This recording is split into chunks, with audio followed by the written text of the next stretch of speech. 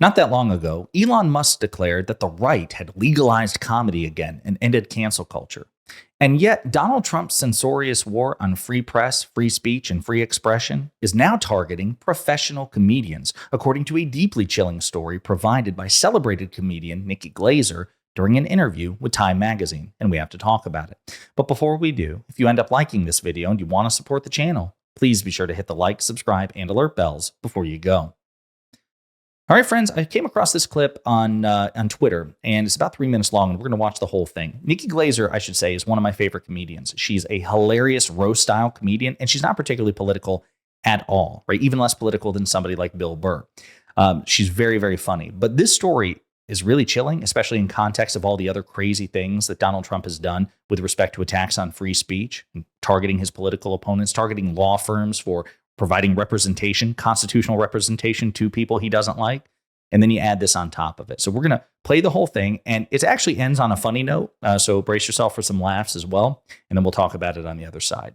I was just in Canada where you can say things on stage about someone, and they are on board. I mean, it is, dude, it's wild. Because I have a fairly liberal fan base, but it's actually it's more mixed than I would have thought. And I don't like to no matter what your beliefs are, how much I disagree or loathe them, you're paying money to come see me. I'm not going to be like, what you did was stupid and you're ruining our country. Like, it's just not the place for that. So I never get to really explore that on stage. I slip it in here and there. But I never get to outwardly just be like, ugh. And it's kind of fun. In Canada, it was fun. And I let it fly. It was really good. And then, but I like, there was a time on stage, I think, on Saturday night that I was like, oh my God, if what I said gets recorded and sent out, like, I could maybe not get let back into the country. Like, literally, I had a friend, Jenna Friedman, who just posted on Instagram, comedian, that she was performing in Vancouver, and when she came back to America, in customs asked, what do you do? She said she's a comedian. They said, do you talk about politics in your set, and do you make fun of the president? And she said she answered truthfully, which I think is yes for her. And they didn't take her. They let her go, but they asked. Right. They asked, and that just is. I mean, I'm not trying to be an alarmist, but I definitely don't think that I am immune to having some kind of backlash, or that I couldn't be put on some kind of list because of some story I reposted that was, I mean, you look at other places that have dictators. Like, you're not allowed to say bad things about them before they became a dictator or after. So I'm kind of on a list at this point, probably. But he's so hot that I think that I'll have that. Like, I stand by that. Like, I may disagree with his policy, but I'm so sexually attracted to him, and I don't know why you're laughing. I'm 100% real about this, and I'll always maintain that, and that will save me when I'm on the gallows. Right.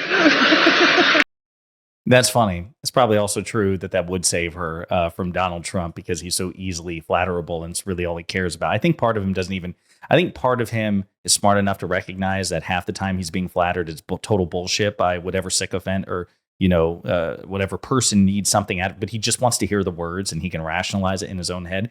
But listen, that's a chilling anecdote. It really is. So Nikki Glazer is very much a fearless comedian. Again, total ball buster. She is ferocious, one of the best roasters in professional comedy. And her sets are like just fastidiously apolitical. Like, she doesn't get, I mean, you could probably tell she's a liberal person, right? But she doesn't like that. Her politics is not informed, or rather her comedy is not informed by her politics. And yet she's talking about when she's traveling abroad, she gets to do that with an audience outside of America. And of course, Canada is really pissed off at the United States at the moment because of Donald Trump and his, unmerited, unjustified tariff war, as well as all the rhetoric that's coming out of the White House. So again, it makes sense that there's an audience for it, but she's concerned. Somebody like Nikki Glazer, who's about as fearless as a person can be in comedy, is concerned that the Trump administration might take steps to try to pressure or punish comedians who make jokes about him, that is chilling, right? And she's, again, referring to Jenna Friedman. And Jenna Friedman put this up on Instagram. This is a close friend of Nikki Glazer. She said, just a heads up to anyone traveling internationally right now. I was flying back into LA from Vancouver last night, and the U.S. Customs agent asked what I was in town for. And after I told him I was in town performing comedy, he asked, do you make fun of politicians? It was a brief exchange, and I got through, but be careful out there. Know your rights and proceed with caution. Now, according to Glazer, the specific politician that they were asking about was Donald Trump. So maybe they asked about both. Like, hey, do you make fun of politicians? Which politicians? Do you make fun of the president? Maybe it was like a Socratic chain of questions. But according to Glazer, Friedman meant Trump. Like they were asking about Donald Trump specifically. Quite frankly, it's unacceptable for Customs to be asking that about any politician or groups of politicians or politicians in general. I would feel the same way if it had been Customs under President Biden asking questions about comedians making fun of Biden, which they did. I know everyone says, oh, Hollywood is all liberal and they love Democrats and hate Republicans. Saturday Night Live skewered President Biden when he was in office, and it was pretty funny. You should see Jim Carrey's takes on the president and Dana Carvey as well. So that was all there. But Donald Trump is uniquely hostile to this. And it's actually not the first time that Nikki Glazer has expressed some concern about backlash that she might get from Trump for her jokes. So MSNBC has this article here. It's dated back to March 25th, so not that long ago. She says, a real fear. Nikki Glazer says she's scared to make political jokes in the Trump era. The comedian, known for brutally honest celebrity roasts, said she no longer feels safe putting political humor in her routines. Comedian Nikki Glazer is warning about the chilling effect of Donald Trump's second term has had on the country's comedy landscape. Glazer said there's, quote, a real fear among some comedians that they could be, quote, detained over political jokes, especially those involving Trump. Quote, like you're just scared that you're going to get doxxed and death threats or who knows where this leads, like detained, Glazer told Deadline on Sunday. Quote, honestly, that's not even a joke, she continued. Quote, it's like a real fear. So it's unfortunate that's true, but I'm not going to lie and say I don't think about that sometimes and go, oh God, can I just say, I hope they all know I can be up there on the gallows and say, I was just joking, I am a comedian. I hope that's a defense. The comedian, known for brutally honest celebrity roasts, also told The Hill that she no longer, quote, felt safe, including political jokes in her routines. Quote, I missed that moment where I could say stuff because I had a point of view and it felt safe speaking to that. Glazer said, quote, I went from being like, I don't want to talk about politics because I don't want to alienate anyone to like, I want to talk about it because now I'm scared to. And that's just a shitty place to be. Glazer made the comments on Sunday's ceremony for the Mark Twain Prize for American Humor at the Kennedy Center in Washington. The event, honoring Conan O'Brien, was held in the shadow of a slow-rolling controversy at the Performing Arts Center. Back in February, Trump fired multiple members of the Board of Trustees and appointed himself chairman. Trump vowed to rid the center of woke influences, drag shows, and anti-American propaganda. Not all of Glazer's fellow comedians shied away from mocking Trump at Sunday's ceremony. John Mulaney joked that the Kennedy Center would soon be renamed to the Roy Cohn Pavilion for Big Strong Men Who Love Cats, a reference to Trump's late mentor, political fixer Roy Cohn, and Trump's affinity for the Andrew Lloyd Webber musical. Will Ferrell said the event was a distraction since he was, quote, supposed to be shutting down the Department of Education instead of attending. During his acceptance speech, O'Brien appeared to make a thinly veiled reference to Trump in his praise for the prize's namesake, telling the crowd, quote, Twain hated bullies. He punched up, not down, and he deeply, deeply empathized with the weak. Twain was allergic to hypocrisy and he loathed racism. Twain was suspicious of populism, jingoism, imperialism, the money-obsessed mania of the Gilded Age, and any expression of mindless American might or self-importance. Quote, above all, Twain was a patriot in the best sense of the word, O'Brien added. Quote, he loved America but knew it was deeply flawed. Twain wrote, quote, patriotism is supporting your country all of the time and your government when it deserves it.